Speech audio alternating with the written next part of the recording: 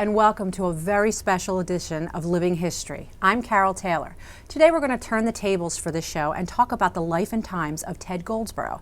Welcome, Ted, and thank you so much for sharing your story with us. Thank you, Carol. We have so much to talk about, so I'm going to dive right in, and I want you to tell me what the significance of this photo is and why it's important. This is a pictorial with photographs, history of my father's family.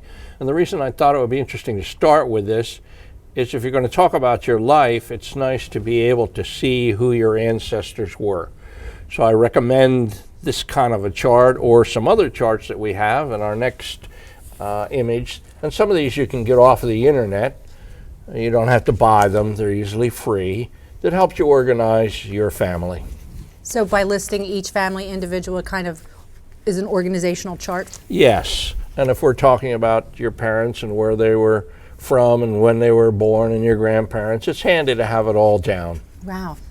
And does this go with it, or is it something very different? On the back, when this chart was made, there were two parts, and this was on the back, so it's more details of what was on the front.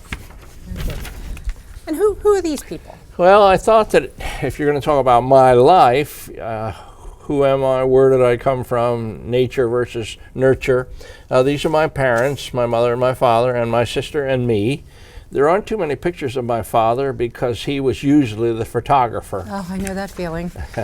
And this picture here? I was fortunate to grow up in a place called Narberth Park in Narberth, down near the playground. My parents bought this house for $10,500 in 1937, which is during the Depression, so $10,000 was a lot of money. Wow. And this home? Well, this house is my grandfather Goldsborough's house in Shepherdstown, West Virginia. Beautiful. And he bought it from his cousin Lawrence Lee in 1915. I don't know how much he paid for it, but our families on both sides, and we'll talk about this a little later, but on both sides, our families have lived in the same house for decades and decades. So as a result, you had a lot of stuff to clean out when you sold the house, but we didn't sell the house very often. A lot of memories for you. And how about this house? This is my grandfather, my maternal grandfather's house, and this is in Oil City, Pennsylvania. So one was Oil City, Oil City. One's down in Shepherdstown, West Virginia, and the other's in northwestern Pennsylvania. Okay. And how about this? Well, what schools did I go to? When I was a kid, Narberth Borough had its own school district, the Narberth School District. Narberth School had two buildings. This building was built in 1892 by Lower Merion School District, and in 1895, Narberth took it over. And this is Narberth Elementary School? This is Narberth Elementary School at the corner. I did attend it, and I don't remember it looking like this. Well, it was gone. This was 1961. It was demolished. Oh, Where were you in 1961? I was not here, Oh, unfortunately. Okay. Don't help me date myself. And then we went to Ardmore Junior High School for a year. It was kind of hard leaving Narberth. You were in Narberth K through 8. And they had 1 year at Ardmore. Well, all the Ardmore kids had already been together for 7, 8, and 9. And here come these Narbs in, and they made fun of us, called us Hungry Town. And I made the mistake. My mother should have helped me with this. On my first day, I wore a sweatshirt that said Narberth Public School. Well, when you go into a new school, you don't do that. And this obviously This is Lower Merion High School in the snow. This building was built in 1910 and demolished in 1965. I went there for 10, 11, 12. And who is this gentleman? Yeah, well, 3 of my years were in the Air Force. So this is an Air Force picture. Okay, this is obviously a map of Narberth Borough. Okay, we're going to be talking about Narberth now. So I had a picture, and it has, by coincidence, it shows Narberth Park. There's Windsor Avenue and Sabine Avenue and Wynwood Road and Conway. You have my street on there too? Well, you're up here at Homewood. Homewood Avenue. Homewood up here somewhere. Yeah? Where are you? Love that street. Manor Road. There's Homewood. Yeah, I went too far. Okay. We forgot to mention to the audience that we're both Narbs. Yes, very Yes. proud. Okay. Very proud. Very proud of it.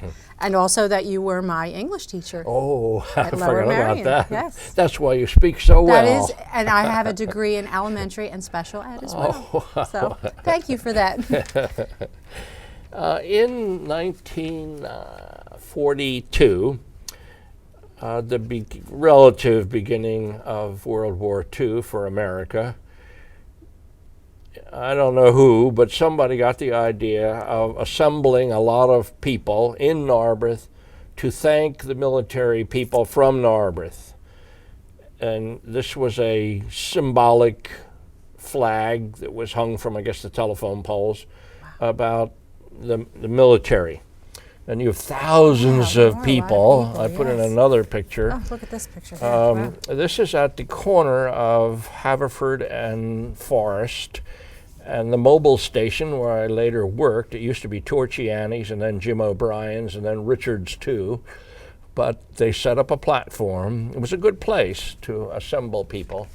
I don't recognize it, to be honest with you. Well, where today's Family Market is, when I was a kid, that was an AMP. Okay. And Davis's was, in those days. Which is Mapes, right? Yeah, Davis? Mapes, yeah. In those days, it was a Ben Franklin 5 and 10. Oh, wow. And this part with that was the old fire company. When I was a kid, that was Narberth Pharmacy, I think it was.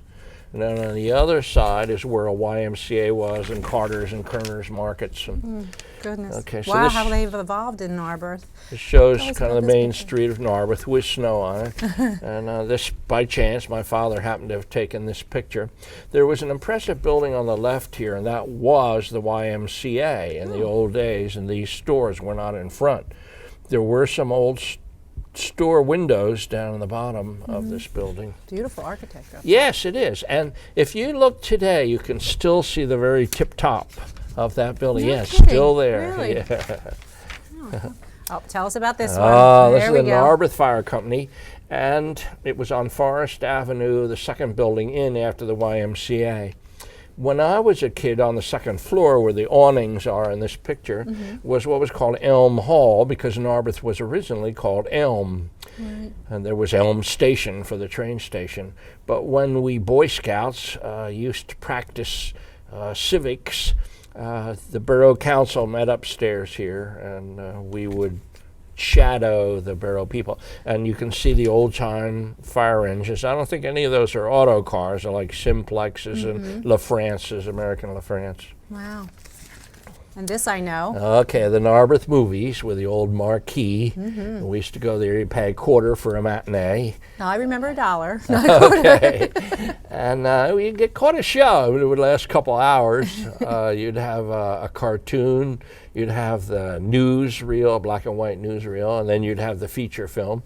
And when I was a kid, Anne, who ran, well, she was like the manager of the place, she ran a contest. And when you went into the movie theater, you got a ticket, a stub. And then the lights would come on before the main feature, and she would draw out of a fishbowl a number. And if you had to come for, this went on for like a month or 2 months. I mean, first you were one of 800, and then you were one of 150, and then you were one of 25. And eventually, at the very end, one of our neighbors in Narberth Park won a 3-speed English bicycle. Wow. So it was quite a thrill. Quite a prize, yeah. What a prize. And tell me about that Well, my picture. parents started when they were married. They were married in 1933 in Oil City, Pennsylvania. And my dad was teaching at Valley Forge Military Academy, where one of his students was J.D. Salinger, the author. And Mom and Dad lived in an apartment on West Wayne Avenue, but then they rented a house on Beechwood Lane, which was very close to Homewood, Yes, I know it well. off of Sabine Avenue. They rented a twin. They lived there for about 2 or 3 years, and he commuted out to Wayne in an old Ford. You mentioned that your father had a student that was an author. J.D. Salinger, Catcher in in the the Rye, Rye. right, Yes. Okay. Okay, we have to take a break. Oh my goodness, So- that was quick. Yes, it was very quick, but stay tuned. We're going to take a break, and we have many more photos to share.